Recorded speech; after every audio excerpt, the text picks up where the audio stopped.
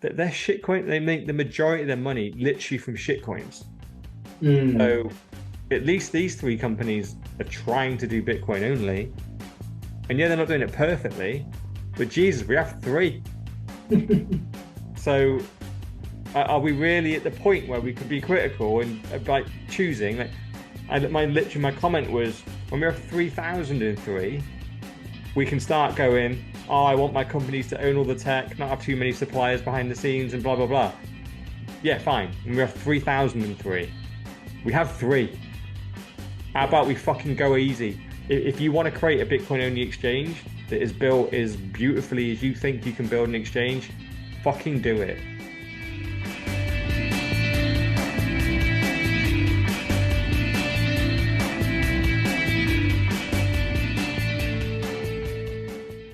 Boom, we are back, the world's most bullish podcast. That's right, the four Bs, bullish Bitcoin banter and bullshit. And this is pod 112, 112, where the players dwell. Mr. All In, aka the $1 trillion man, Dr. Evil 10%, aka the people's champ, myself, Sir Neverlook, aka the excellence of execution, and yes, surprise, surprise, Mrs. No Show, still Mrs. No Show. Kind of like our sponsors. We are unsponsorable and everyday cancelable. I was just thinking about that then. We were talking about podcasts, weren't we? And freaking ad revenue, that kind of bollocks. Now, like, the ads, not only are ads really annoying and I hate them anyway. Yeah. If we ever wanted to make money out of this, which is very fucking unlikely, but I would always go the merch route. Always. You make more money. I would love to talk about products. Not just to slag them off.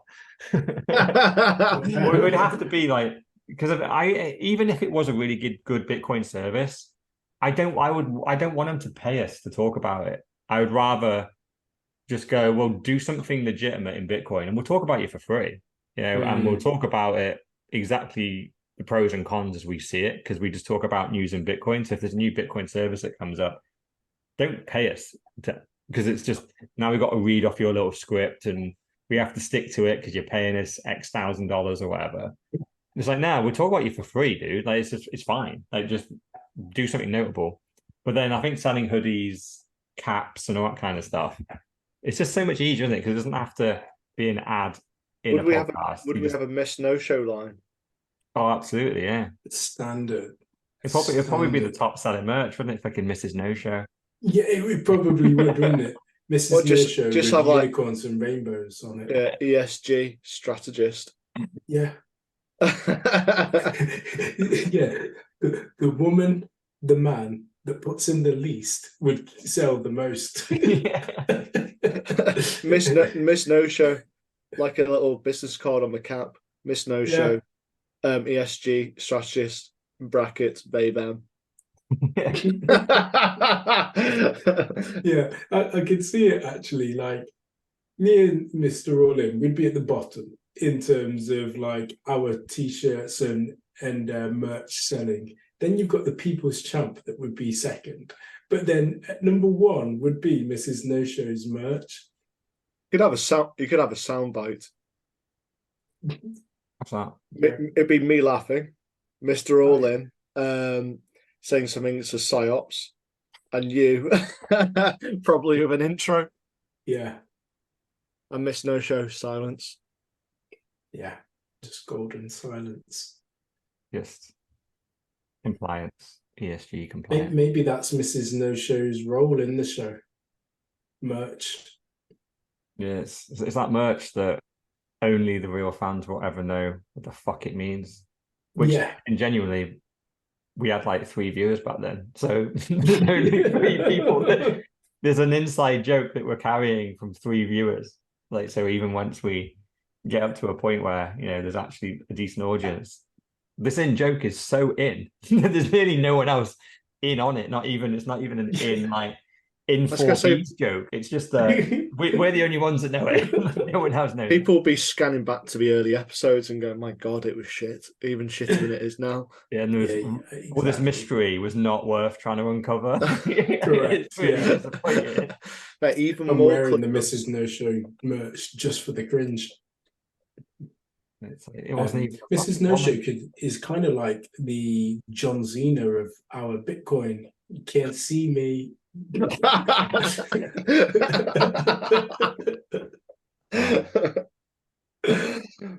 Oh, do we want to get down and talk about Bitcoin, man? Yeah, Since we let's talked do about it. Miss No Show and merch. I mean, hey, Mrs. No Show still getting a lot of airtime.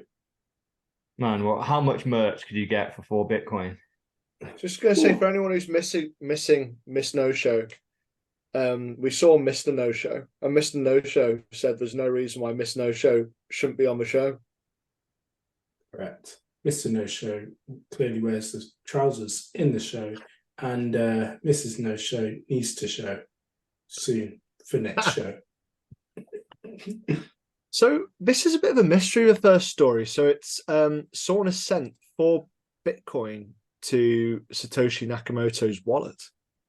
What the fuck does it mean? Is this something which I just don't understand? Because it's happened once before, almost 10 years ago. I mean, sorry? It's happened loads.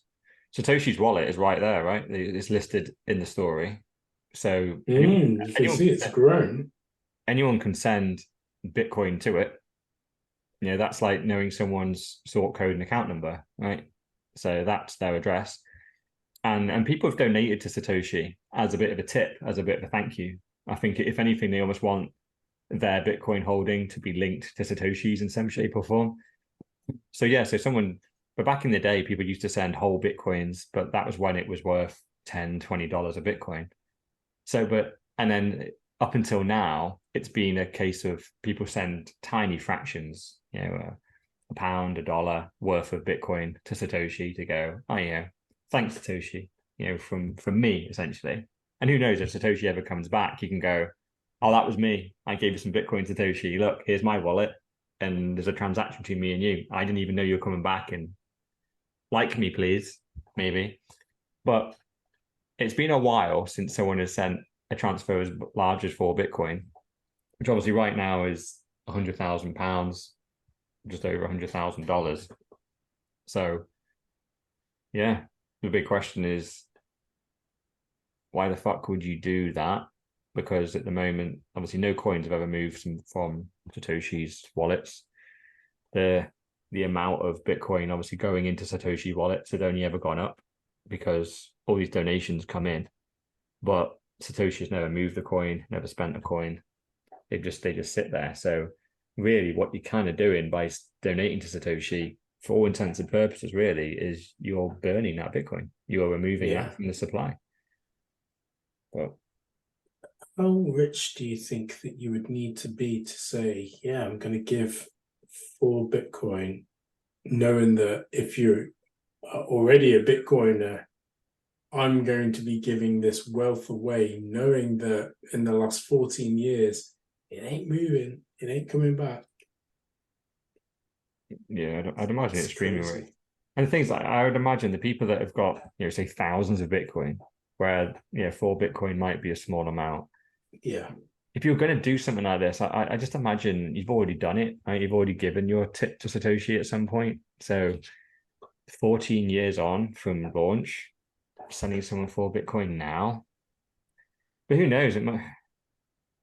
It could be someone. It could be a billionaire that's just come in, bought a load of Bitcoin, and they've gone, oh, Satoshi's a good guy.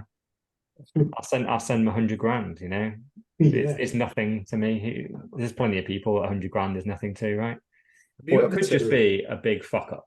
There's still that element of chance that someone was wanting to send a small tip to Satoshi and then move 4 Bitcoin to another wallet or something, and they accidentally got their addresses mixed up and sent the small tip to themselves and sent freaking their entire balance to Satoshi. That might be the case here, and no one's owned up to it, so we don't really know. Have you ever sent a tip to Satoshi? No, And then again, every time that a story like this comes up, because we looked at this before, we have had tips on here before, and I thought it then. I went, oh, I should do it. But then at the same time, right, as much as I would like to have my main wallet kind of attached to Satoshi, I also don't. Yeah, we know we've got chain analysis and all those kind of bollocks companies, and I just know they're going to be looking at this wallet. If you like tip Satoshi's wallet, it really does mean you're a real Bitcoiner, right? You're really deep in to the point where you're kind of tipping the creator of this thing. If And I it's just just think like, straight away, automatically, the addresses that are sending to it, you're now on the watch list. And I don't really want to be added to any more watch lists than I'm probably already on. but it's also a bit like having another idol, like a religion almost. No, yeah, yeah. Like, I love economics, but I don't have. It's not a religion. No, but still, like Satoshi is still like he's the guy or group that created 98% of what Bitcoin is today. So I get it. And the fact that he created this thing, gave it to us, and then fucked off. That by tipping him, I think it's a nice gesture, especially because I don't think we're ever going to see Satoshi back. So It's also one of the rumors is it's Hal Finney, isn't it? yeah, well, there's two or three guys it can be. It could be one or all of them, and they're all dead. It could be Craig Wright, Hal Finney. It could be Miss No Show. Adam back. Yeah. I don't like saying his name just because he's still alive. He's the guy that's still alive that is in that group. There's two or three other guys that all died around the same time as Hal Finney, and then there's one that's still alive. It's likely though that they're the guys that did it, and they're the guys that probably had shared access to this wallet in some shape or form, but I think they've burnt their keys or needed all the keys to be together. And now that three of the four were dead, I think it's impossible to ever get those coins back. So did you guys listen to the Preston Pish and the Lynn Olden's podcast, by the way? Did you get around to listening to it? Yeah. Well, in there, Preston recites the fact that Adam Back tried to break Bitcoin for 4 months straight, in the fact that he basically reviewed it and said, I can't, or well, let's say break it, tried to improve it, or tried to do certain things around it. So, but he found that every time he was doing something, it then compromised another thing. So in the end, he was just like, no, this thing is perfect. And this guy's got a PhD in cryptography. So yeah, I don't believe that it's him, because he would have already tried to have done it when it was already done. Yeah, potentially. Yeah. It's I don't want to go into why I do think it could be him. But he did create one of the, I think it's eCash or Hashcash. One of those is Adam Back's. So one of the early versions of Bitcoin had Adam Back's name on it. But yeah, they all had the flaw of being in some form centralized. And then Satoshi figured out a way of decentralizing it. And you go, boom, there you go. That was the magic one. Cool. So yeah, let's move on. This is quite a good story. So this is how to the Orange Pill process. So someone's put together their process on Twitter. And we've talked about this many times, like talking about Bitcoin, and I think it's actually quite a good process. But I think it's maybe missing one or two things. But it talks about inflation. And I think myself and Mr. All-In were talking about it a number of weeks ago, saying, I think I spend most of my time talking to people about inflation and medieval governments. I don't mention Bitcoin until they bring it up. And it's pretty much going along that, but then it mentions CBDCs right towards the bottom. CBDCs don't threaten Bitcoin. I'm like, does it not need? Question for you two, something about CBDCs and how they aren't really money.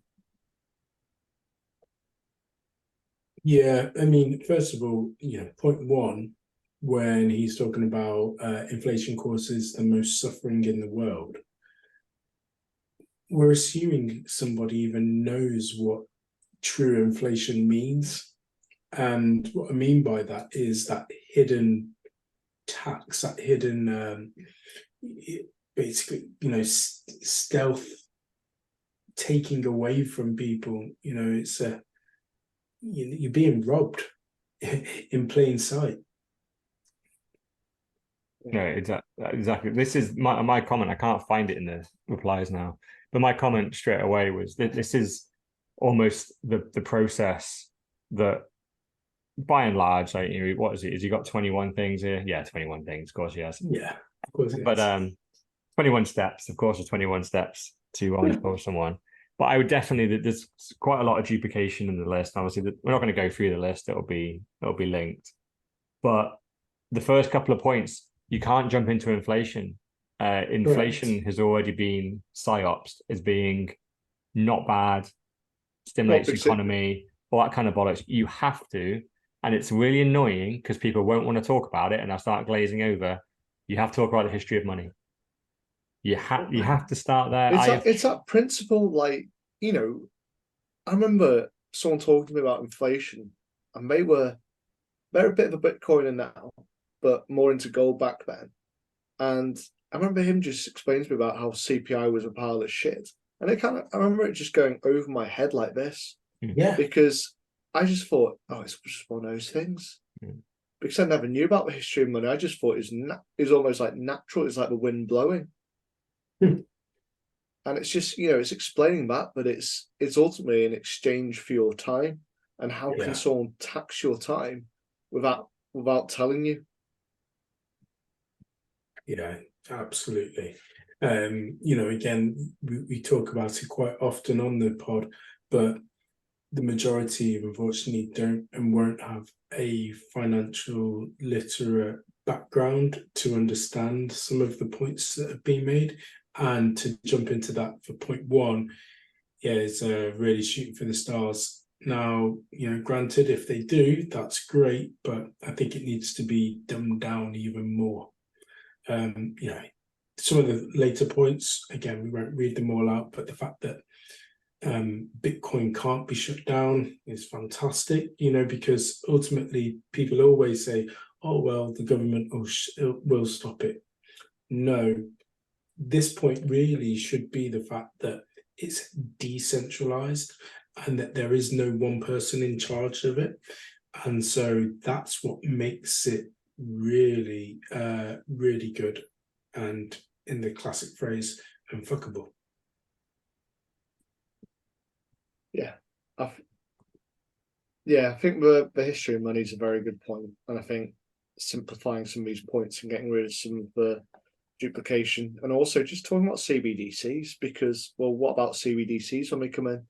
Will always be the answer. But, it's possibly the worst form of money ever, isn't it? Yeah, and I wouldn't even relate CBDCs to Bitcoin. His point is CBDCs don't threaten Bitcoin. I wouldn't even say that. I just say CBDCs are just fiat on the blockchain, and blockchain is a scam. So it's almost, CBDCs are fiat with even more control and surveillance, even more slavery. Yeah, it's because then you don't even need to say it's threaten Bitcoin. You just go, CBDC is an even worse version of fiat, can still be inflated, but has even more control and surveillance over the top of it. So just in case you think CBDCs are going to be like the next Bitcoin, you just go, it's just fiat, but worse. So you can infer that it doesn't threaten Bitcoin from that, because Bitcoin is already better than the fiat we have now. CBDCs are freaking 10x worse than the fiat we have today. But yeah, I thought it was an all right list. I always think lists like this, that it's good to shove them out there and then ratify them and just knock them about and improve upon them. I can see he's got a website here, ask me about bitcoin.org, and it's just got these 21 points on it. So he seems to really have, this guy called Bitcoin Shooter, really seems to like these 21. If I was him, I wouldn't get too locked in on the 21, I'd be open. I think he's got a lot of comments below and stuff like that. And yeah, you definitely the first two or three have to be about the history of money. I've learned from through error and almost giving everyone the Bitcoin standard for my wedding, and then seeing the comments coming back early and people just going, I didn't realize that we use rice stones and agary beads in Africa. I'm like, oh my God, I forgot that this is what got me. This was the thing that solidified my understanding of Bitcoin. And I used to use that as my orange pill tactic constantly. I used to just go right back to Yap Island and talk about the rice stones. And then because inflation is so on top of mind, I kind of jumped to there. And I've jumped 5,000 years almost. I need to go back. And then the last 10% of what you talk about is from inflation onwards. But the rest of it, the first 80%, should just be, this is what money is. So now that we have this shared understanding of money and what makes money valuable, now let's look at fiat and the inflation and what all that means and why Bitcoin is better than that. Now you're ready to hear that final bit. If you jump to that bit, because what this is the final 20%. And I think you've missed the first 80, which is the real valuable piece. So yeah, so I think any orange pilling needs to be almost go in the format or like roughly follow the content of the Bitcoin standard. And the first, was it 3/4 of Bitcoin standard? Doesn't mention Bitcoin. Last quarter was Bitcoin. So yeah. I'd have like from 1 to about 13, 14, history of money, from 15 onwards, inflation and Bitcoin. And then that would be my orange pill list. But yeah. Cool. Right, next story that we have is Riot Mining fact check. So Pierre Rochard, fact check false. So Riot sold 24 million of pre-purchased electricity to TXU pursuant to its long-term. That was his answer. So if you scroll up a little bit, that's the original. Sorry, yeah, you're right. The Bitcoin miner got more from ERCOT in August than it did from, if it opens up. Start again. So ERCOT paid one Bitcoin company 32 million to reduce electricity use in August. So essentially, it's saying among the big winners was Riot Platforms, a Bitcoin miner that said it had been paid 31.7 million in August by Electricity Reliability Council of Texas for using less electricity.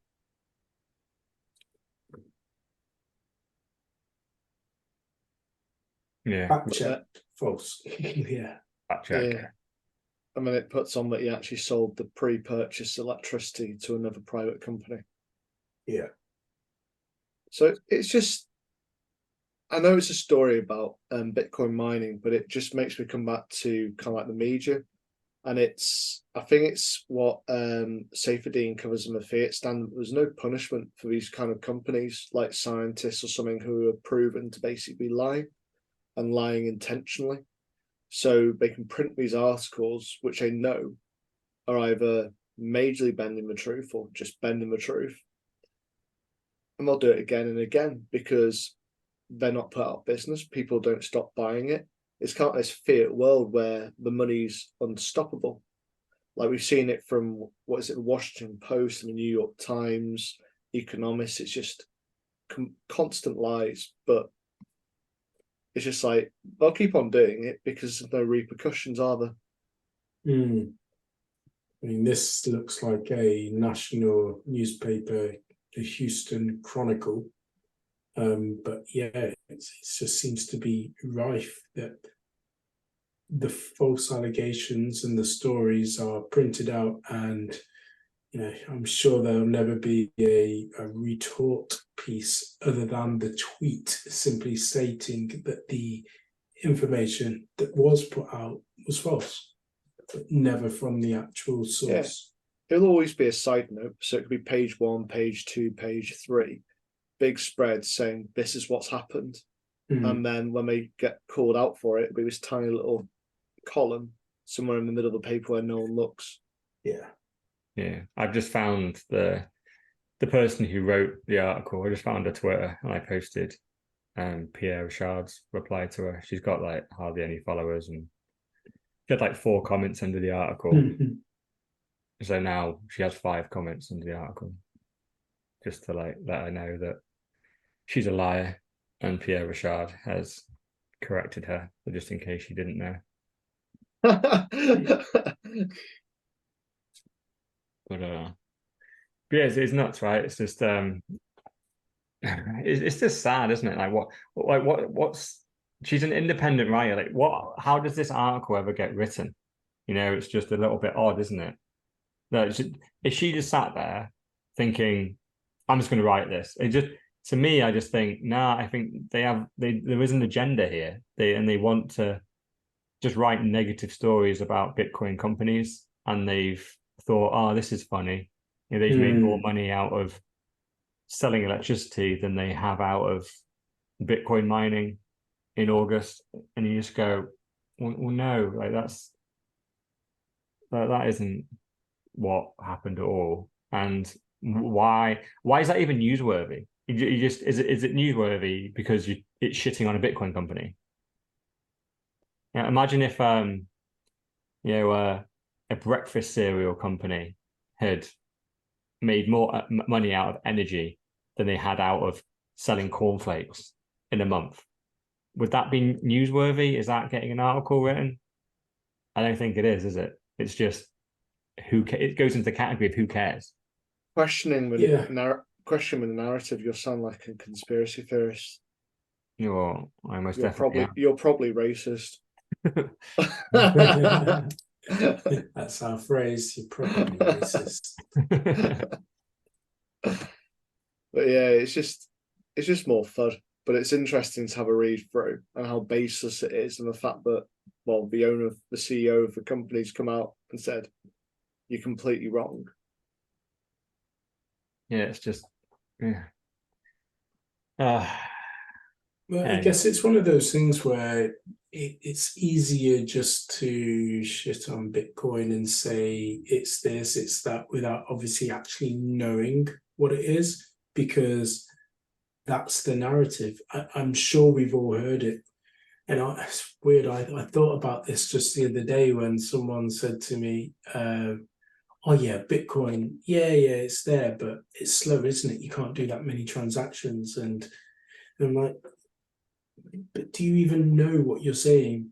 You just naturally, unfortunately, taught to say that, or people hear that, and that's the part that they latch onto, as opposed to really understanding, well, is it true or not? So I had some friends that sent me a tweet saying that the adoption of the Bitcoin Lightning Network was down massively in terms of like where it was. And I'm like, so what? You know, Bitcoin's been attacked so many times. If the adoption is low, or the consumption of how much and how often it's being used is low, so what? It's probably because people are hodling, and they're just, they're not transacting on layer 2. But you don't know that, and it's pointless of me sharing that because you don't even understand any of that. You just need to screenshot that. Yeah. Screenshot it and send it back to them in probably about a year and a half's time. Well, of course. Just with lol written below it. Because at the moment, obviously, we're at the end, hopefully anyway, of this bear market. So guess what? Usage on Bitcoin does tend to take a bit of it curves off a little bit. Because once we're 2 to 3 years into a bear market, then guess what? There are a lot of people a little bit ground out. Yeah. So the people experimenting on Lightning and using Lightning is because that is what we're doing, right? We're not using Lightning thinking it's a replacement for Swift in our credit cards right now. We know it's a bit of a novelty and it's an experiment, and we do things as an experiment, because not many people live on a Bitcoin standard. Most people buy Bitcoin, just hodl it. There's not many people kind of like me, where I pretty much have all my money in Bitcoin. So me using Lightning is the same as, well, it's actually easier for me to use Lightning than it is to spend fiat. I have to convert my Bitcoin out if I want kind of fiat. But there's not many people like that. So the majority of Bitcoiners, even now, they hodl their Bitcoin, they still earn fiat and they spend their fiat. So using Lightning is a bit weird at the moment, but that's just building the foundation for when we need it. It doesn't need to be ready just yet. It just needs to be to have mass adoption and believing that everybody should be using it like they are using, as you said, the Visa, or Swift network or whatever. Well, it's just... also, we're year 10, we're not far along, and so we've got Lightning, and we're year 14. We're year 14. It's going to say year what? 4 fact check. 5. Yeah. 4 or 5 of Lightning, but nearly 15. But you think about Lightning, we think about our layers, and we've got Lightning, but the one which I'm meant to be looking at the moment for feasibility is Fediment. So Lightning is ultimately shop to shop, or kind of like bank to bank. So you struggle with consumer usage. You've basically used things like onion routing in order to get it on, or you jump on someone's node. And to sort out, it is going along Fediment. But let's remember that we're year 14 after my fact checking, rather than what are we up to, year 70 on the Visa network? Was the Visa 50s? Yeah. Or Diners Card originally? Diners Card 50s.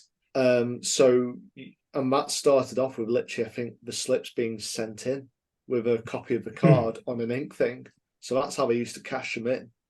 So you got to think if Lightning's the equivalent of that while we're building, we're not doing badly. And also expand it using Fediment, so it actually becomes a proper consumer layer. That's what we want to see. Yeah. Annoyingly, that whole like Bitcoin is slow narrative, that barely even comes from the fiat mainstream world. That actually comes from the shitcoiner land, because they're trying to say, oh, but my coin does 100 times more transactions of Bitcoin. You go, well, yeah, it's a centralized database that no one fucking uses. So yeah, you can send a transaction instantly and virtually for free. Congratulations, but using Excel spreadsheet, which is held on one computer that no one uses. So of course it's free and instant. The whole point of Bitcoin is that it's decentralized and secure. So you have to pay for that privilege. And yeah, it takes on average 10 minutes to send a transaction on the main chain. But yeah, if you don't have that, you've got an Excel spreadsheet which can be compromised, and you don't have scarcity, you don't have security, you don't have Bitcoin. So it's yeah, and if you do want to send stuff quick, then yeah, you can use Lightning. That's instant and free. So it's bizarre, actually. You can actually have both. It's literally Bitcoin's the best of both, but shitcoiners just try and pretend Lightning doesn't exist or just is not fit for purpose. And by and large, it is. Like if you actually try and use Lightning, it isn't difficult. You just download a Lightning wallet, you send it some Bitcoin, and then it's a new way of working. It's an invoice type way. You have to send an invoice and then pay the invoice. Whereas with Bitcoin, you just get an address and then just send the money to the address. So it's a little bit different, but it's not that much more complicated and can be done. It's just, yeah, it's annoying that literally the people that should be with us on bringing down fiat are actually dragging us back. Like these shitcoins, they almost know as well. They know what we know, but they get rich quick along the way. So they pretend that their shitcoin is the bee's knees and tell people this stuff just to show, hopefully, so they buy it, their bags go up, and then they can convert to Bitcoin probably in the end. 100%. But there's so many people coming in that get distracted with that, buy a shitcoin, it gets wrecked, and then they go off and go, "Oh, Bitcoin's a scam." You go, "Did you even buy any Bitcoin? You came in to buy it, but you ended up getting diverted off to shitcoin A, shitcoin B." And then you got wrecked, and then you left. You didn't actually buy any Bitcoin during your time here. Yet you now think Bitcoin's a scam. It's like, no, like crypto is a scam. Bitcoin's not. Yeah. Just made me think. I had an alert on my phone today saying that Bitcoin had gone up 4%. So I've just had a look at the chart and it did jump about £1,000 throughout the day. Yeah. Don't Was ask me it? why. Yeah, it's just any No, why. no. Don't. There's more buyers than sellers. There you go. There we go. Explanation. That's always one of those things that I don't even try to wrap my head around it, but think, okay, why has it gone down? Why has it gone up? And yeah, it's a mystery. It's such a small amount, 4 or 5%. Who fucking knows, Yeah. Because I think yesterday it went down by 3%, and then today it goes up 5%. Yeah, we had a nice dip on the 11th, didn't we? Yeah. Nice sort of crater on the chart. Yeah. So if I was to guess, all it really is, it's just people buying. It's traders. It's when Bitcoin goes up to 21K, it's a sell. When it goes down to 20, but it actually did go today below 19. It went to 19 something. It broke the 20K, and then as soon as it broke the 19, it pumped 5% and went back to 21. So my guess would be it's just traders probably just trying to buy some cheap Bitcoin. But yeah, in reality, who the fuck cares? We don't care about 5% here or there. We're for freaking 1000x gains, not 5% gains. Fair enough. Let's move on to Niger, who is my new favorite country for what it's doing to France. Fuck the fucking French. Because so yeah, Niger is a country that's big on uranium, and for a while now, maybe say 2 or 3 years, I've heard about uranium and the price of uranium, and is it like early days because of the fact that it's so well used in so many items that everybody owns, things like your mobile phone, there'll be uranium in it, and therefore could the continued use of this element just continue to increase and therefore increase the price? Well, people in Niger were selling it to France for a reduced price, and they have now turned around and said, you're not going to get it for so cheap. We've been giving it to you at a very low cost, around about, they're saying 0.8 euros, and it's now up to 200 euros. So nice. I do like that increase. Per kilogram. They're trying to dump the CFA. That's the correct currency, isn't it? What's the CFA? It's the currency, something franc. Okay. Yeah, it must be their own. I'll just go and find it out. Yeah, because there's talk about that Niger.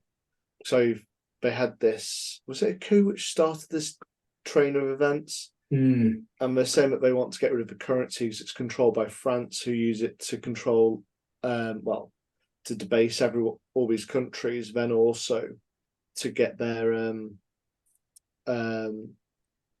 goods for cheap. Uranium being one of them. I think they're quite mineral-rich countries as well. So it's quite an interesting situation, but you do not hear about this in mainstream media at all. But I know this is a lot of speculation. When it's really hard to work out what's going on in Niger. But I go back to this all the time, and I think, how is it not general knowledge that the world doesn't know what France have been doing to Africa? Yeah. It is absolutely horrendous. Like, America's too busy going about slavery 100 years ago, but this is going on now. They're literally pillaging 15 countries in Africa as we speak. Yeah, going an extra bit of context we should add is this 200 euros per kilogram for uranium is the market price. That's what everybody else sells it for. So this 0.8 euros that France was getting it for was just this special arrangement. You're part of the French territories. So you have to sell it to us for this. And they have sold it to them for decades at that. And then we wonder why, Africa isn't more advanced than it should be. And why we just have these freaking red nose days and all this kind of bollocks where we send them like a couple of million quid as donations. This is why. This is why Africa is still behind. It's because they are still essentially in a form of slavery, because we are enforcing deals that were put in place decades and decades and decades ago to keep them imprisoned. And we're still making them, we're basically taking all their natural resources for free. But it's put in decades ago, probably under the threat of violence. Oh, yeah. It would have been during a war, yeah, because, how did the French territories get put in place? That's like the British Empire. They invaded them and took them over via force, through violence. Yeah, and continued threat of violence to get these deals going through. Yeah, which essentially is just going, we will buy your uranium off you pretty much for the price it costs you probably to take out of the ground. Like, you can't make a single cent of profit, because this is, at this rate, this is 99.5% off. They're getting 0.5% of what the value of the thing that they are buying. You're getting it for free. And the fact that like this guy's turned around, like we all know what's going to happen to him, right? He's gonna end up being called a dictator. We're either going to need to have physical intervention.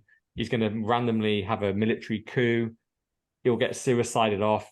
This guy is not going to survive long, likely, unless he tries to join BRICS or something. Is he part of the military? Yeah, he's a military guy. Yeah. So they're not going to have a military coup, though, so we can rule that out. And that's the easiest one. You just pay a load of commanders a load of money to shoot the president. Yeah. One of the things I thought about is, again, going back to the history of money, is previously in the West, they used to give, in these types of countries in Africa, things back that were like non-value back to them. So in their minds, that they were getting a lot of. And again, it goes, I cast my mind back to the beads, where they thought that they were getting something amazing. But now the world, of course, is smaller, and people are a lot more intelligent, and equally a lot more braver to stand up to, of course, command the market price. But I wonder what they were getting back in return, if anything, and in their minds, I'd say they were getting a good deal. One of two things: no violence, or correct. Two, backhanders. Yeah, or maybe both. Like, you've only got to bribe 10 people in government. Yeah, bribe them £1 million each. They can retire, live like kings in Niger, because it's a poor country. Yeah. And they've got billions worth of uranium. Yeah. Whenever you look at deals like this, I think for a while the deal would have been put in through violence, and it would be, look, we can kill the rest of you if you want, or sign these deals and we'll let you live. We'll still keep a presence here to make sure you stay in check, but by and large we'll leave you in peace to do what you want. But you sell us all your natural resources essentially for free. You dig out the ground, we're just going to take it. But then over time, like, how did that not get overturned, right? Especially in modern day. And like you said, you just bribe them. It's crony capitalism. And the ministers and stuff that looked over this would have had all the bullshit excuses for why we've got a special relationship with France. This is what, and in reality, now you've been brought a £10 million mansion on the coast. Now that's why you've signed off on this, because you're minted now for life, and you are committing the entire country of Niger to poverty, because the natural resource, which is the most valuable resource in Niger, it's just been given to France. And they're going to reap benefits of that, and they're going to be putting roads, hospitals, schools that Niger can't. All these countries have various minerals and commodities which have been getting taken off them by France, and you do kind of wonder, how the fuck is France not a powerhouse if it's stealing all this? I know they're still a fucking mess, aren't they? So you got to think, how deep is the corruption in France? It's like the UK when we say, "Oh, we can't afford to fix this road, or the NHS waiting lists are too long. We just can't afford it with all these people." It's just like, where's the money? Where is the money? And this is why we need something like a blockchain so you can actually follow the fucking money and go, where is that money going? Oh yeah, there's a consultancy fee here. Explain. And I think, that's my hope, is that on a Bitcoin standard, it becomes a lot smaller. And you've got to explain, well, why are you giving them a million pounds consultancy fee for setting up a call center for track and trace? Well, sorry, 32 billion. Where's all that money gone? Yeah. Well, what would be interesting is understanding, where would they be had they have not stolen this money? They really wouldn't be anywhere, would they? And then two, those countries that are now adopting Bitcoin, the likes of El Salvador and is it central parts of Africa? That one sacked it off. Yeah. Okay.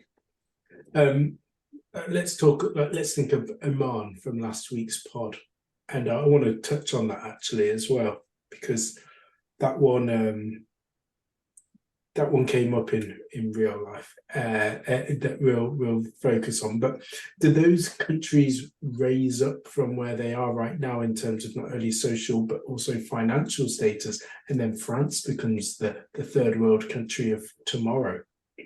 I think in a way it does, because if you think about it, they're reliant on stealing. Once that stealing finishes, they're bankrupt. What's their natural resources? And they're not nothing. They're importers. So it's like America, UK, France, Germany. They just import everything. They're all right in manufacturing, but all the natural resources are sitting in other countries. They haven't established any innovation.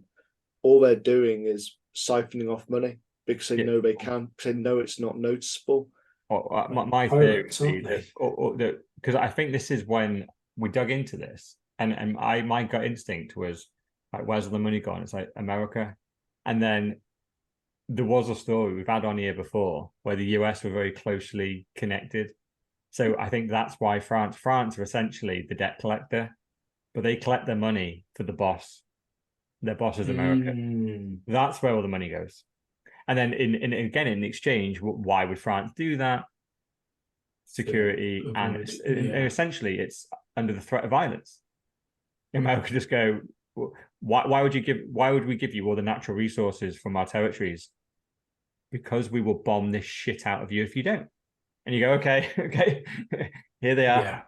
Here they are. Can we keep a bit though? Yeah, you can keep skim some off the top for yourselves and your buddies. Keep the people at the top happy, but make sure the majority of it comes straight over to America. We want the profits. But so if we zoom out like 6 months of this, and Niger started improving, started getting the proper fees for its commodities, the other 14 countries from Central African franc area, aren't they going to be looking at this and go, Central Republic of Congo? No, so they all use, I think it's like the CAF or Central African franc. So that's part of how France keeps them enslaved. But when they look at Niger, and Niger is still going, and they start, being economically sound, surely those other 14 countries are going to be going, we should just tell France to fuck off as well. They said, though, that would only ever happen if the people at the top aren't all paid off and bought. Yeah, you'd have to have a coup in every single country. Yeah. Like this guy's obviously come in, and the bribes will all be sat there for him, and he's gone, I don't want them. I want to reclaim Niger, and and who knows, he might be corrupt as well, and he might be selling it for 200 euros per kilogram and still just keeping it all for himself. And fuck Niger, he's not going to improve the hospitals, the schools, or anything. But he's just going, I want to, but instead of taking the easy money, which is the bribery, he's going, I want to sell it just for the market price, and hopefully he's going to do some good with that to make the other 14 fall in line well, we know the only reason they're not falling in line is because of bribes. They're not doing this as a good business decision for their country.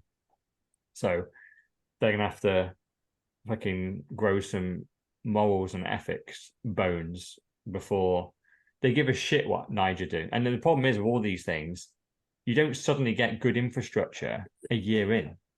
This takes decades to build schools but I'm and saying like that, hospitals, staff them, make them good. So you won't know the benefit of Niger unless they manage to do this peacefully for 20 years. And what's the chance of Niger staying peaceful? Like, but when America will find some like dictator that needs taking over soon enough. But when they start being able to do these projects, whereas at the moment I think the money just disappears and everyone stays poor.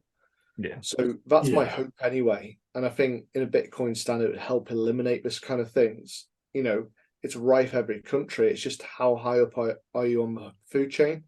So like America, we've talked about, it prospered because it stole the world's gold. So it built all its infrastructure now, and now it's crumbling. And so it's the moral fabric of a society. I mean, you got UK, we're crumbling now, but ultimately we fed off America. I mean, you got all these countries, well, who are Central African, so listed here, Cameroon, Central African Republic, Chad, Republic of Congo, Guinea, Gabon. So you got all those countries which are locked down underneath one of these big boys like France. So literally they're getting stepped on. Yeah. I was going to mention, so the thing about Oman and Oman passing the ability to invest into Bitcoin or Bitcoin mining, it also then brings more money into Bitcoin because people of the Muslim faith previously would not have invested into Bitcoin because they would have saw it as what's known as haram, which is bad. Whereas when Oman have now done it, people, right across the board, and it's not necessarily a location because the Muslim faith in the Muslim community is spread out wide and vast throughout the world. So we may see an upturn when it becomes more mainstream, because of course no one watches this pod and no one listens to us ramble on each and every month. And the reason why I said this is because, so I may have mentioned to you prior last week to going to a certain watch dealership and one of the ladies asked me as we were talking, like, what do you do? And I said, well, my main job is this, but naturally I'm orange pilling. And so I said, but I'm really into this thing called Bitcoin. And she said, I really want to get into that. But because of Muslim faith, it doesn't allow me to do so because we see that as haram. And I said, oh, funny that. If you check this article out, which I'll send to you, it seems okay now in Oman, and it seems to have been passed, and her eyes lit up. So if that's just one person, you just need to pull out a Bitcoin standard at that point. Well, yeah, afterwards. But the first thing is, well, I need the green light that I can even do it. That's nuts. That's a. Did you had a conversation with a Muslim before that conversation? Because that would not have come into my head to link those two things together. It's funny. So yeah, one of my best friends who I talked to, so we had this conversation 2 days ago, and he gave me the background, and this is nuts, by the way. This is really, and I love this. This is the purpose of the pod, and to talk about things like this. So in the Muslim faith in the community, even having a house and a mortgage on the house is seen as bad. So because again of the interest that you pay.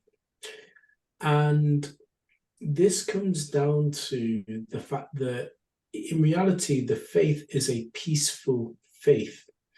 And compound interest, which has been around since centuries and time began, has actually brought around a lot of wars. And in one of like, I think I shared it with you, Dr. Eagle 10%. Do you remember I said like a kid's book about money? And it is, I'm sure, as we're going through it, as I'm reading it with one of my sons, it is a Bitcoin book for sure, in terms of like the terminology and the things that they're teaching in there, which I absolutely love. It's probably a bit above his age group, but hey, who cares? I'm reading it and learning loads from it. But ultimately, the compound interest, as I said, brought around a lot of wars. And so the Muslim faith is like, no, we don't do it. So when they have money, they share it amongst themselves. And if I was to ever lend you money, I'm lending it to you and I'm giving it to you. And I might say, pay me back over a 5-year period. And when they do that, it's not a penny more. So really, that not even inflation. No, exactly. Not even inflation. That was my first thing that I said. So not even inflation. No, not a penny more. So you are basically, when you lend someone money, you are losing money. Yes. Yeah. This is what that's the type of world that works perfectly on a Bitcoin standard, isn't it? And yeah. And that's why a lot of Bitcoiners are kind of talking about these financial institutions and debt and all this stuff. They should just go away, because I didn't even realize that was what the kind of the Muslim community do as well as they seem to do. But there is wealth in various friendship groups and families. Correct. And the reason why the people that start out have to get these huge debts and then owe it to a bank is just because the people at the top of the families and the friendship groups don't pass any money down until they die. And that probably doesn't coincide with when the young people want to get started. So maybe when they're 20 years into this debt, maybe some money finally flows down and maybe they can get rid of some of the debt. But they've already, even at then, they've paid off tens of thousands of pounds worth of interest to just out of the family group into a bank. Which, when you think about it, that is just as bad as not getting your inflation money, right? Is that if I loan like a couple of $100,000 down to my nephew and I don't get that back for 10 years, but I only get back the exact amount of money that I gave him, you go, oh, you lost that in inflation. You go, yeah, but within our family group, we lost nothing. He has his house, and if we didn't do it that way, he'd have got a 200,000 loan from the bank and paid that bank over that 10-year period, 100,000 worth of interest. That money has left our family. That's money. He has gone off out to work to earn money, and it's just gone to some fat cat that owns the bank. Instead, we kept all the money inside our family, and that is the way.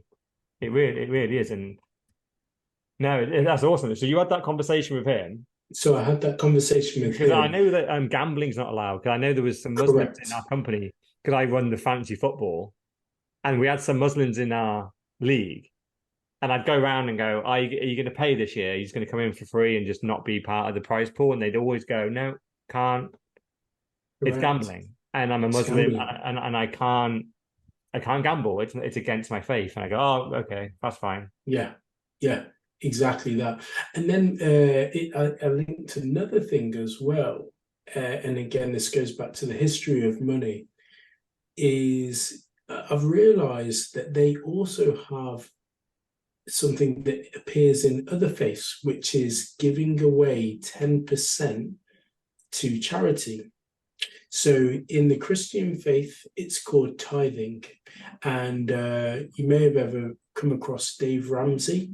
So he has his like 7 steps, and he's a big Christian, and he's always like, I want you to be rich and to follow these steps so that you can give to charity. And I watch another YouTube show which is called Kosher Money, which is the Jewish faith, and I definitely recommend that one. I think I've shared it previously with you, Dr. 10%. It's like it's called Living L'Shem, and that's there. But then the Muslim community, I learned that they have it, and they call it zakat as well. So it's all these things that I feel like once they understand, this might also be more money and more more eyes and ears on Bitcoin. But all these religions and even the foundation of America were set up to stop what's happening. Correct. So a quote which I keep on seeing through Twitter is something which I think it's Thomas Jefferson says. Basically, you cannot allow the private banks to control the issue of currency. Otherwise, they'll take over everyone's houses and make everyone homeless. So what's happening at the moment? Everyone's got these sky-high mortgages. They don't own their houses, and they're paying shitloads of cash to the banks. And we're getting to the point where banks are just buying houses now. So they're talking about BlackRock and some others buying a lot of property in the US because not many people can afford it, so they're just going to rent it to people instead. Then it's like, what's the next step once they can barely afford rent? Food. But they've got to make their money somehow. So it's like, what's the innovation going to be? Where they're going to be? Well, you need this house. What are you going to do for it? Or what are we going to demand for it? Go for this CBDC. It's like, how much power are they going to ask for? And it is funny, but you've got the founding fathers and religion going, don't allow this to happen. And it's happened. And now we've got the iteration of Bitcoin, which is going, let's stop this happening. Yeah. I know we went on a massive tangent, but I just feel like, that's the purpose of the pod. I think it's good to learn. It's kind of like that history of money and how religions function, because I learned a bit there, and it all links in together. And it's very strange. Yeah, but that's amazing though. That's a huge piece of information. That the fact that Oman does Bitcoin mining now, opens that up for 1 billion people on the planet that would literally, even if they thought Bitcoin was the next version of sound money, they may have resisted because they think it's still a form of gambling and is against their religion. If there's now a genuine argument to go, look, this is not gambling. This is just a better form of money. Oman are doing the same thing. This is just like buying gold or whatever. It's not a gamble. It's just securing your assets. It's completely within the Muslim faith. That's huge. Yeah, exactly really that. That's why I thought, whilst obviously we covered it, the story is actually a lot bigger than we gave it credit for. Yeah, I did not clip that was the potential it had. Yeah, it's massive. We got some belting stories. So we just talked about Niger, went on to a complete segment onto religion, which is great. Now, the next one is about Argentina. So you're kind of thinking, what about Argentina? Now, I suppose we better put a warning about this one. The last story which we came across with the potential president of Argentina it was a fake translation. Whereas this one, it's just, what's he called them? Leftards, and how they're shit. It might be legit. Who knows? We hope it's legit. We think it is. We don't really know, do we? It made me laugh, but it did bring some points. So the one which always comes from the left is, oh, people don't need to work. And it's like, if no one's working, who's going to make the roads? But in all seriousness, if you tell people they don't have to work, who's going to make it? Who's going to pick your food? Who's going to make your pizza? Who's going to make your house? Who's going to fix your plumbing? It makes no sense. And you come up with this disjointed society, which is where we're at the moment. I think this is ultimately what he's getting at. And he talks about how they hide things. So the whole thing, probably Epstein's probably what he's referring to on hiding things and then trying to pick things out about Trump. But it's a hell of a rant, isn't it? Because he talks exactly how potentially I would. He just, like we were discussing before the pod, he looks crazy, which I don't like. This whole hairdo thing. I've seen him when he was younger and he had the same haircut. It looked kind of fine then because it's 30 years ago. And that was maybe slightly the hairstyle in the 90s, maybe. But come on, dude, you're 30 years older now. So maybe just trim it back a little bit. And then the way he's talking, right? The interviewer is very calm and collected. Seemingly, if we believe the subtitles, because that's the problem, right? They're talking. They watch what language does Argentina even speak? Is it I think Spanish it's or Spanish. yeah? So they're speaking Spanish. So in reality, we probably need to run this through some type of Spanish translator for a video because we don't know if the captains are legit. But you can tell by the faces, like she's very calm and collected, seemingly pushing back on some of his responses, and he gets more and more irate as the interview goes on. It's a 2-minute clip, but there's no point me linking it because, well, most people listen to this, not watch it, so you just hear a load of Spanish being yelled across the thing. You'd have to look at the thumbnails, but we'll link it if anyone wants to watch it. But I think it's the bit that stuck out to me was just the bit where he starts talking about how you can't push back on anything that is a leftist agenda. The second you do, you will be called a load of names. You will be cancelled. And so they give no inch. They will not compromise on anything they are doing. And I think, you know, when I think about what that really means, it means about your vaccination status, how woke you are, all these various things. Like, do you want your kids to be taught trans rights at 3 and all that type of stuff? There's no give on that. It's all, do you agree with us? Oh, the second you don't, it's you're homophobic, you're transphobic, you're a racist, you're a bigot, whatever. It's instant that. There's no, okay, maybe we'll push back the education from 3 to 12.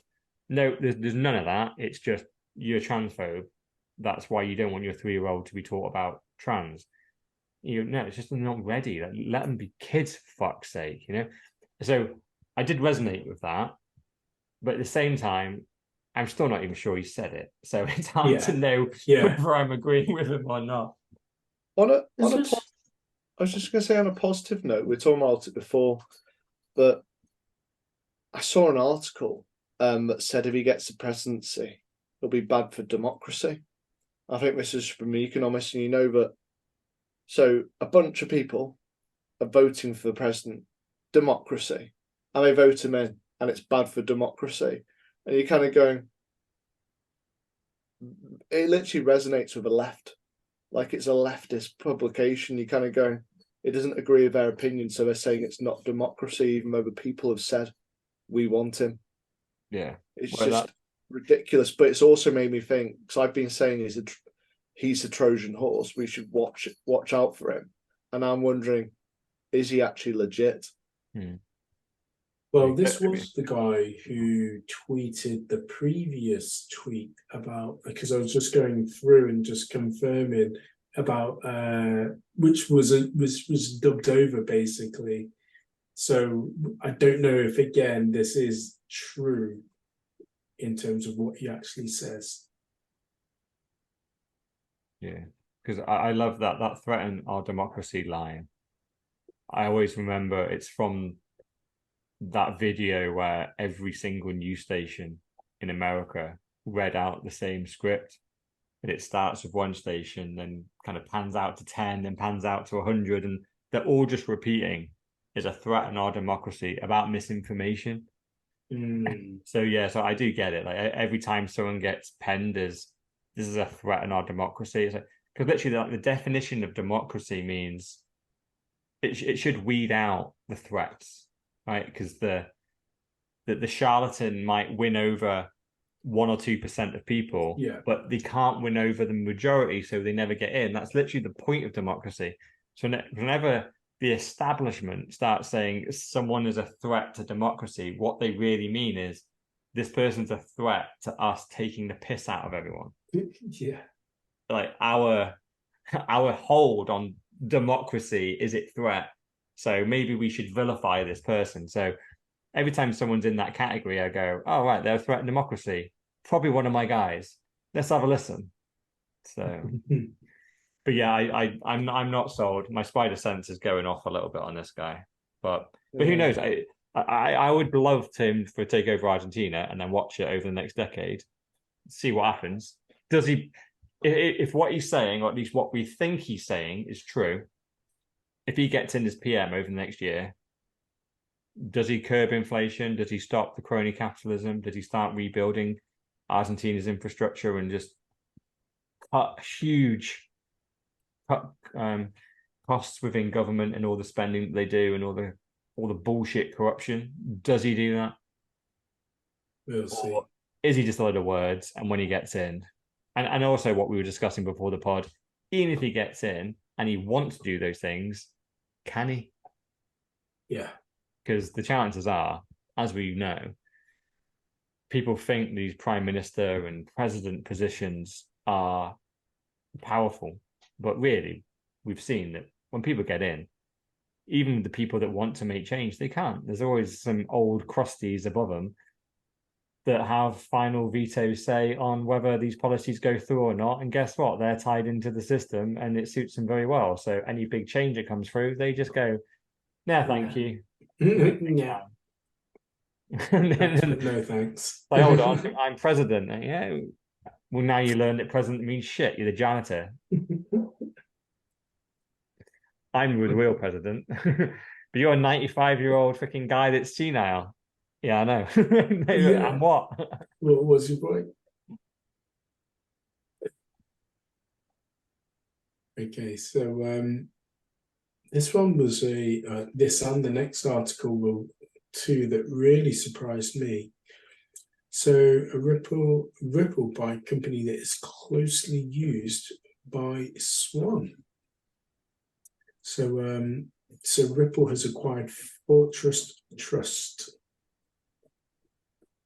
What's your thoughts? Yeah.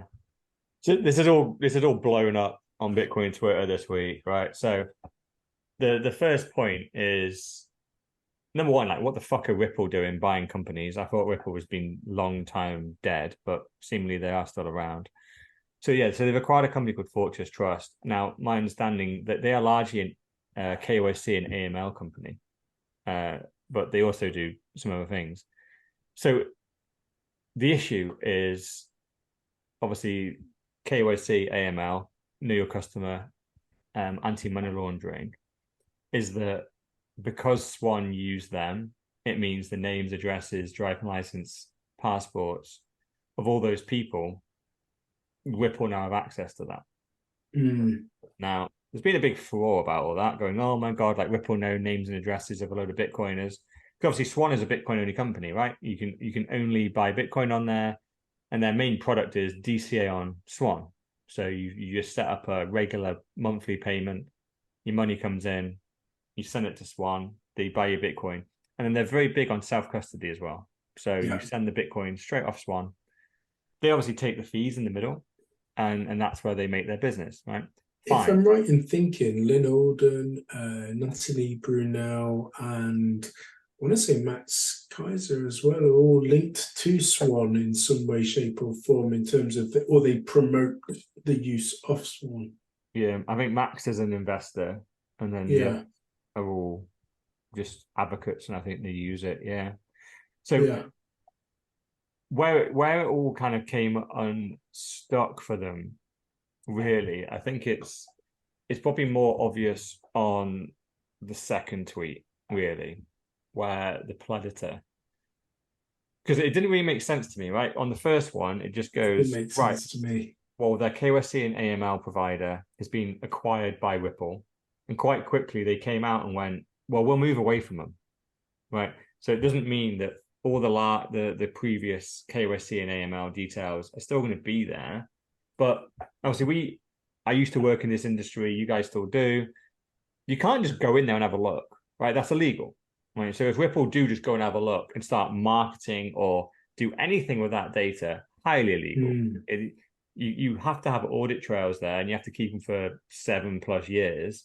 But the only people that can look at those audit trails would be the regulators, basically doing an audit on you to make sure you even did the checks in the first place, or it would be the police in case there's been some type of criminal activity attached to an individual and they want to have a look through their details, right? You need a warrant for that type of stuff. Some random manager at Ripple, if they asked just to go send us all the details for the Swan customers through their KYC AML checks, Well, they're breaking a law every single person they look at, right? So I was just going, this looks like a storm in a teacup. However, the Predator, the second link, it basically what this is dug into is people didn't even know they were partnered with this Fortress or Trust Fortress company in the first place. Yeah. And what it looks like is Swan, who seemingly claimed to have built everything almost from scratch. So it's all very in-house. Their tech is outsourced, their custodianship is outsourced, and the only thing they really do is their marketing, which is a lot of podcasts and kind of Twitter stuff. I don't agree with the strategy thing. The strategy thing that he's listed here is shit on everybody, build nothing. But I think that's a little bit, I mean, that's got some emotion listed in there. But I think, unfortunately, what is exposed for Swan is that they seem to have outsourced a lot of their tech. But then Corey Klippenstein or Klipstein, has replied to this, and he's the CEO of Swan. Which interesting. I actually met this guy at a Bitcoin event, and Swan didn't even exist back then. So I was just chatting to him as a random guy, and he was just a big Bitcoiner and seemed to know his stuff. But Swan didn't exist. He said he was going to do something like this, and fair play, he went and did it. But his comment is, "Love your work, Predator, but this will not age well. Swan, including our 60-person engineering team, continues to build on our impressive proprietary tech stack, while our education team continues to spread Bitcoin adoption around the world." So I think he is kind of going, they are building on something, but really it's not a direct, he's not directly denying that the majority of their tech is outsourced. Which I think he says in the original as a reply to McShane, near term, no change. Midterm, we'll have some news out very soon. Yeah, so that's specifically around Fortress Trust, which they have tweeted since then saying, yes, they are partnered with Fortress Trust, however, they're moving away. But that almost the story went past that. It was, right, we actually almost don't care that Ripple bought Fortress Trust and the potential implications of that. What this has exposed is that Swan essentially seems to be a bit of a facade, and behind the scenes, there's a load of third-party companies that we don't trust and we don't want to be using. We thought we were using Swan, but actually behind the scenes, there's all these. Oh, I get you. There's all these other companies that could go bust and lose our money. I thought I was trusting Swan. That's the issue that Bitcoiners now have. And at the moment, Corey hasn't really been able to go, no, that's not true. We built this from scratch and the majority of this stuff is ours. He seems to be going, we've built a lot of stuff, but hasn't directly denied the majority is outsourced. And so it looks like the majority is outsourced, and he spent the majority of his money on marketing the brand of Swan.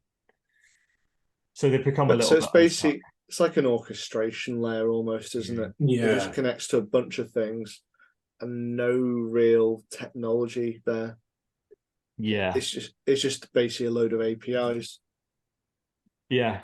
And then the problem is, like, companies like Fortress Trust, apparently, I was reading some of the comments.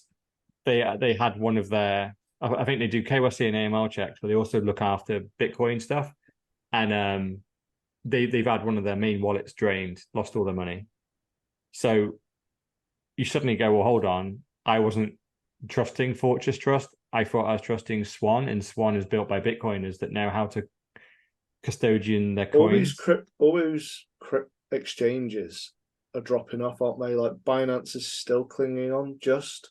Yeah. You've got Kraken and Gemini seem fine, but we've had a load go down, and maybe you could see a Swan going down if people stop using it. I must admit, I think it'd be a shame because they're Bitcoin only. This is why, like, the only tweets I've said on this topic have been in support of Swan, really just going, is this really as big a problem as it needs to be? Like, they're trying to do the right thing. Building all this stuff from scratch is hard. Yeah, they may have been a bit misleading. Like, they haven't exposed how many partnerships they've had. And the fact that one of their partners has been brought out is kind of pulled a bit of a thread, and now suddenly we've realized, oh, hold on, Swan only do about 10% of the tech, and 90% is other people. But what Corey's saying is like, well, yeah, we're a startup and we're Bitcoin only. Guess what? We don't make a lot of money off Bitcoin fees. So we've had to outsource a lot of it and API through it. So I at the moment are on the side of, look, they haven't done anything scammy. They may have been a little bit misleading, but they are a Bitcoin only company. They're trying, and I think if they could, they would have built everything themselves. It takes so fucking long and costs so much money to do that. Mm. That's why, like, you say a custodian layer. That's what most companies do, and it's fine, right? It's just you don't try and reinvent the wheel and everything. You just but the problem is if you're Bitcoin only and you want all your tech, all your custodianship, and you've got to build all that from scratch. And this is the thing, like for Bitcoin lessons myself, I thought about becoming an exchange, and then I started to spec it. It's just fucking massive. It's so big. I would require such a huge team. And I don't want to run that team. It's going to be hard. I could spend millions and fail. And so I'm not willing to take that risk. And I guess they've gone, well, we're not willing to take that either.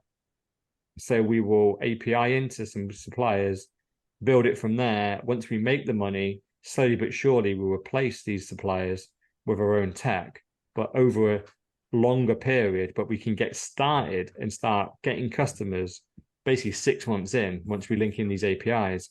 Whereas we built all this from scratch, we're not going to be able to accept a customer for 2 or 3 years. And it's going to cost millions of pounds to get to that point. So, yeah, I think it's very easy to criticize, much harder to actually go, well, go on then. You fucking create a Bitcoin only exchange and build everything from scratch.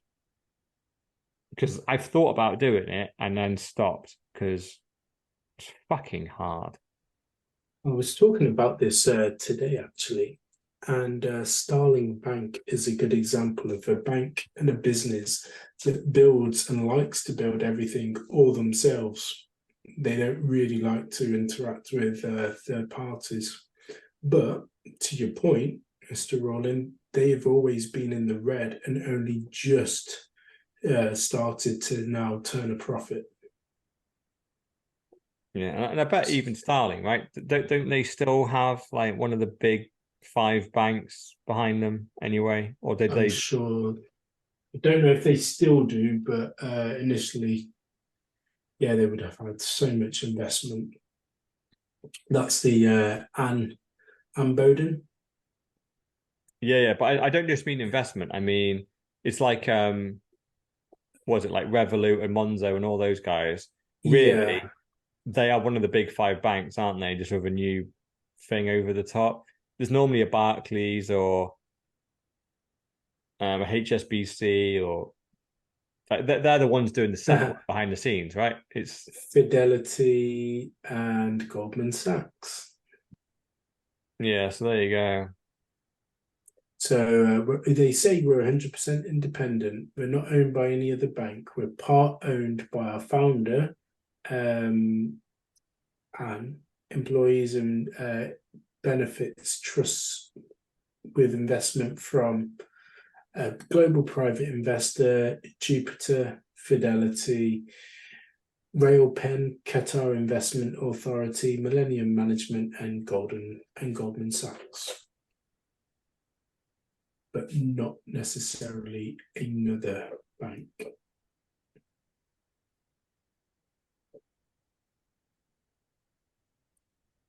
Wait, well, let's move on from Swan because Yeah, any other takes? I don't know if you got all that, but I think they should. Let's just see how they go because I got in a bit of a beef with I can't even remember where it was, but they're basically going, oh, like you. don't use Swan. They said use Cash App or Strike, and I was like, well, okay, but like, I have negatives on Cash App and Strike, right? Um, Cash App, obviously, it's largely American, do shit coins as well. Um, Linked to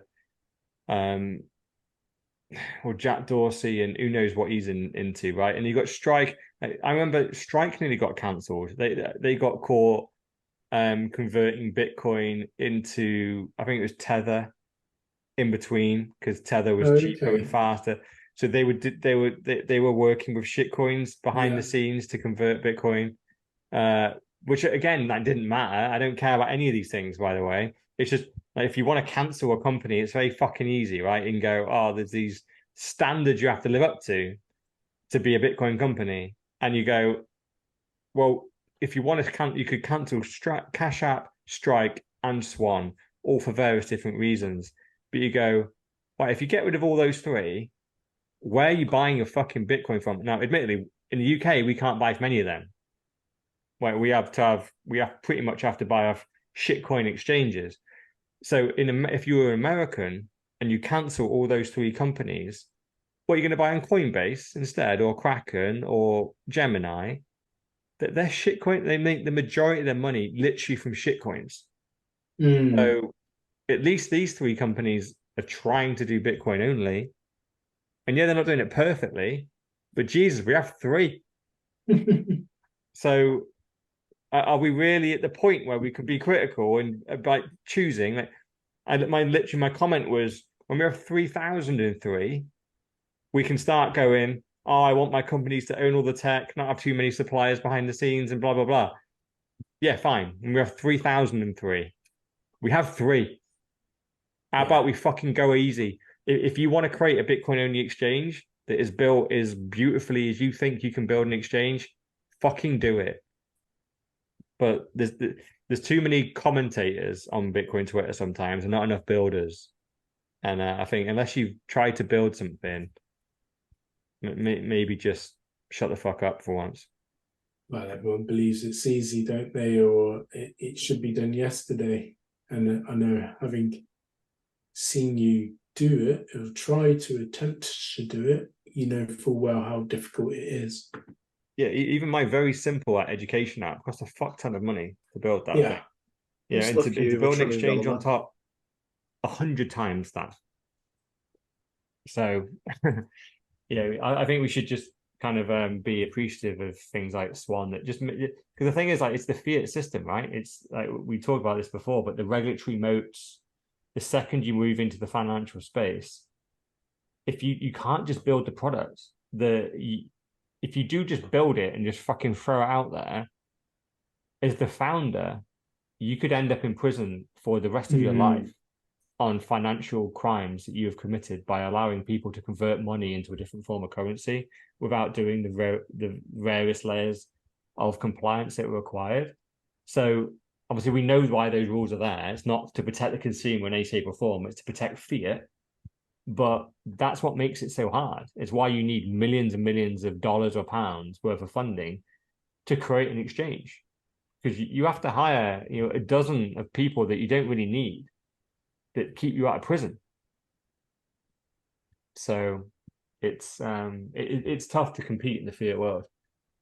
Because obviously you like to create a financial company, you are going up against the big banks. Yeah. And the big banks are fine with it costing a couple of million quid to do compliance. Well, They they're don't give doing a it shit. really as a barrier to entry to avoid any competition eating and eating their cheese. Yeah, well, unfortunately, like I hate to say it, but it worked against me because it stopped me. If that wasn't there, I would have a Bitcoin exchange now. Yeah. But because it is, I didn't go into that arena. I like the tech to build a Bitcoin exchange is doable. The compliance around it and keeping myself out of prison isn't simple. It's Mm. a pain in the fucking ass. So that's what stopped me. I could build a platform that accepted fiat and gave Bitcoin back. It's complex to a certain degree, but not that complex. That's all right. But doing all the KYC and AML, and we're storing all the details and having all the various compliance managers and stuff to make sure limits and got all that fucking that headache is what stopped me. So I hate to say it, but like the fiat regulatory moat it worked on me. So after Yeah. that rant, another tangent, which we're famous for, It leaves us with the final story about Turkey. Going to take So, us away? yeah, so in this story, what's the name of the exchange? They he stole billions, and Turkey don't fuck around, is what it comes down to. He's got 11,000 years in prison. So I think it's just different worlds, isn't it? In Yeah. Turkey, they just don't seem to tolerate it unless you bribe the government. Was it Thodex? Was he stole 2 billion and got 11,000 years in prison? Yeah, Yeah, Thodex, that's the name. I think we talked about that was that it. bloody Yeah, ages ago. He did. So he did try to it. run off, Did they and did they face up to 40,000 years at one point? I know. He managed to negotiate it I down to just, 11,000. but surely once it goes beyond a certain point, what's the point in keeping I someone in know. prison? Like, you might as well just kill them. I guess it's the just life, but they principle. really mean life. But imagine in Yeah. 100 years' time, if we invented something that could extend life expectancy by 400 years, say, you'd be gutted if you're this guy, right? You go, all those people that have been sent to prison for life, which is like 25 to 40 years, they're coming out at like 120 and go, oh, sweet, I've got 300 years to live. So one, The so people one in of the top, Turkey, they got 11,000 year life sentences, and you ain't coming out anytime, bro. so one of the top comments, or one of the first comments says, that's how many years it would take to pay it back on a middle class salary. So that may be how they've calculated it, which is absolutely Yeah. insane. Yeah, I think that is right. Well, the thing is, like, if we looked at the obviously 11,000 years is kind of nuts, but I remember when we were doing the SPF thing, and they had the criminality chart, and over certain amounts of money, like the more money you steal, the harsher the sentence. So 2 billion he stole. Yeah, I don't know how the hell they get to 11,000 years, but on the SPF scale, I think I can't remember the metrics now, but it was basically like over 100 million, I think, and you're in the category of you should never get out now. So and obviously SPF stole tens of billions. Billions. Yeah. So you just go, right, you're so off the charts on the scale of punishment in the American justice system. The amount of money you have stolen is so gigantic that their top measure is nowhere near the amount of money you stole. And the top measure here says you're never fucking getting out. It's just an asterisk which says until you're dead, really. But yeah, all the memes below that are just here's Turkey dealing out like real justice. Someone's actually getting punished for their crimes, but SBF in America is probably going to get a couple of years and then get let out on good behavior laws because he donated so much to Democrats. Because that's the comparison everyone's making, right? It's like, okay, great. This guy stole 2 billion, was the CEO, 11,000 years in prison. What's SBF getting? He stole 10 times that, but donated tens of millions to the Democratic Party. Is that going to reduce his sentence by 99.9% from 11,000 years to 2? That again is one of those things as well where giving away to charity is seen as a deflection on any of the bad things that you've done, and was always one of those things again from an old religious stance that people used to do. Yeah, this isn't charity. This is lobbying, right? Yeah. Giving to politicians that will later on pass policy that is very favourable to you.